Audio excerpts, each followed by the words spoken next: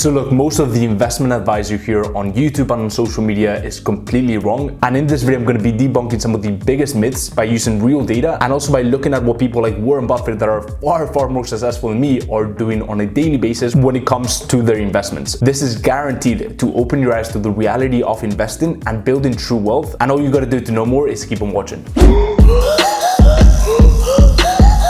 The first massive misconception that I want to talk about is investing to be rich. There tends to be this big misconception that goes around that you can just go from little money to becoming rich just by investing your way there. A lot of people will say if you just invest $100 every single month for the next 60 years, you will be a millionaire, right? And so what I want to do right now is first of all dissect the math and then look at the actual outcome, okay? And so the numbers that I want to play with for this example is number one, an initial investment of $1,000. And the reason why I'm picking a pretty low investment is because a lot of people who are looking to get into investing, they don't have a lot of money and they're looking to jumpstart their way to financial freedom. So that is the initial investment. Then I'm gonna go ahead and I'm gonna add a monthly contribution. So how much we're adding every single month of $100. So that is a 10% of the initial investment. And then I'm gonna go ahead and I'm gonna factor in a 10% annual return, which tends to be the industry average. So that is the annual return. And the final thing is we're gonna wait for 30 years. If we just input this on a very simple calculator, we can see that in 30 years, we haven't made more than $250,000. Obviously, this is just an example, but my point here is when you have little money to start with,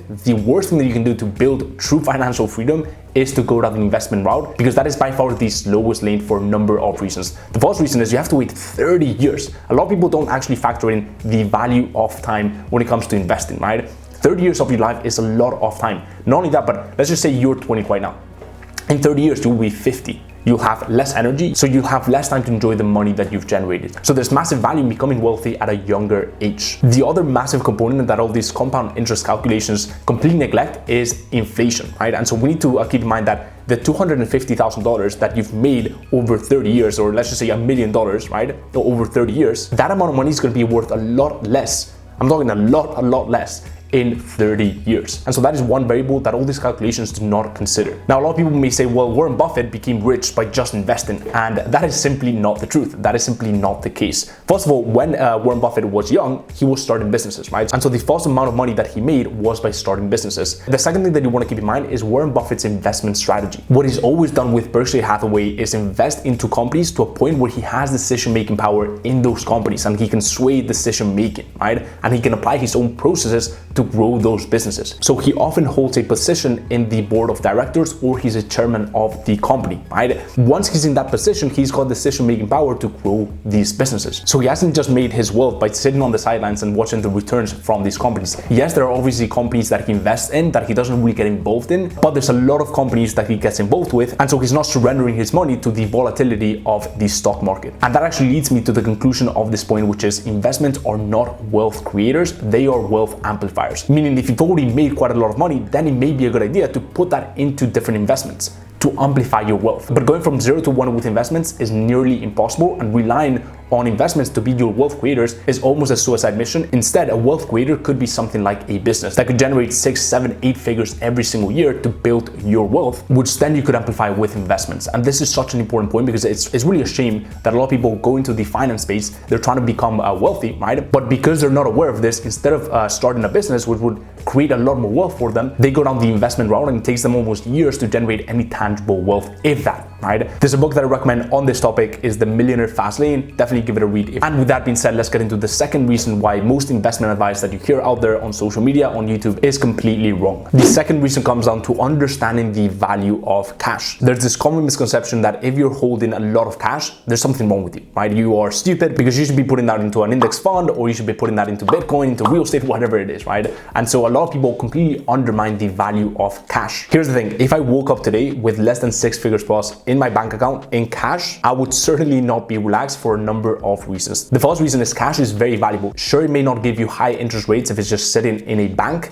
but it gives you a lot of options and a lot of confidence. An analogy that I like to use to explain this is musical chairs. Let's just say you go ahead and you take your hard-earned capital and you tie it up in a fixed asset like a house that you've bought. Now, it may be all fun and games when the market is up, but when the market swings and the music stops, you are stuck with this fixed asset that's not generating any cash. And not only that, but your capital is tied up on this home. You can probably tell what happens next. The people who are sitting cash heavy just sweep in and they go ahead and they buy your home at a fraction of the price that you paid for it. The point is, in a very volatile market like the markets that we live in today, if you have a lot of assets but you have no cash, you are useless. But if you have a lot of cash and a few assets, you are very valuable. Again, taking a look at our friend Warren Buffett and some major hedge funds, you might think that they have most of their money tied up in stocks. But if you actually dive deep into the data and you take a deeper look into it, you will realize that 50% of their total value is in cash. So let's just say they have 100 billion in capital. They will have 50 billion in cash, and then the other 50 billion will be invested into maybe 2 or 3 different stocks. And so they have heavy concentration and they're holding a lot of cash, which pretty much goes against the conventional investing advice, which is diversify a lot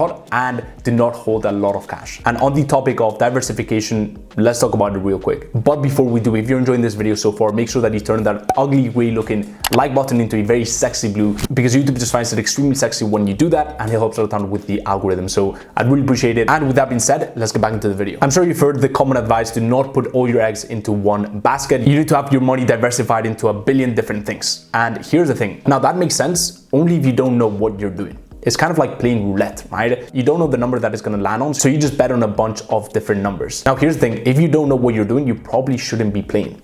On the flip side, if you look at the really successful people, you will see that they're not heavily diversified. You will see that they have 1 to maybe 3 things that they pour all their energy, focus, time, and money into. They're not stretching themselves thin, because why would they if they know what's working? Elon Musk is a very good example of this. When he sold PayPal, he received $165 million. He poured every single cent into Tesla and SpaceX. He didn't diversify into the stock market. He didn't go ahead and buy a bunch of homes. He invested all the money into one thing, his companies. And that actually brings me to my final point, which is the difference between entrepreneurs and employees. Now, for an employee that has 50, 100K saved up, then it might actually make sense to buy a home. Now, for an entrepreneur, it's a complete different story, because as entrepreneurs, we need to have liquid assets. And the reason why that is because employees have a fixed salary. Now, when it comes to being an entrepreneur, it's a bit more uncertain. And so you need to be ready for dry seasons, and you need to have money piled up so that if it's ever the case where the business is losing you money, you can still pay your team, you can still save your business from a dry season. Like, for example, the unpredictable climate that we are going through right now. It honestly gives you a whole different level of confidence when you have 1, maybe even 2 years of business expenses sitting in cash in your bank. There's just a whole different level of confidence, and not only that, but you have more of an abundance mindset. Let's just say that you are starting a social media marketing agency and you rely on signing clients. When you jump on a client call, if you have cash sitting in the bank, and you know that you don't really need that client to pay for your staff or whatever it is, you are going into that call with an abundance mindset, which actually attracts clients to you far more than having that scarcity mindset, which actually repels people. So that is the second reason why it's important to be cash heavy as an entrepreneur. And the final thing is that as entrepreneurs, we know that our business is a far greater investment than any real estate or any stock could be for us. And so that is the fourth and final reason why most of the personal finance investment advice that you hear out there is completely backwards, and why it doesn't really apply for entrepreneurs or someone who's actually looking to build wealth young in their life. So I really hope you guys enjoyed this video. If you did, drop a massive thumbs up, helps out a ton with the algorithm, the whole channel, and I'd really appreciate it. Also, leave down below in the comments any questions you may have on this video. I'll be sure to check those out.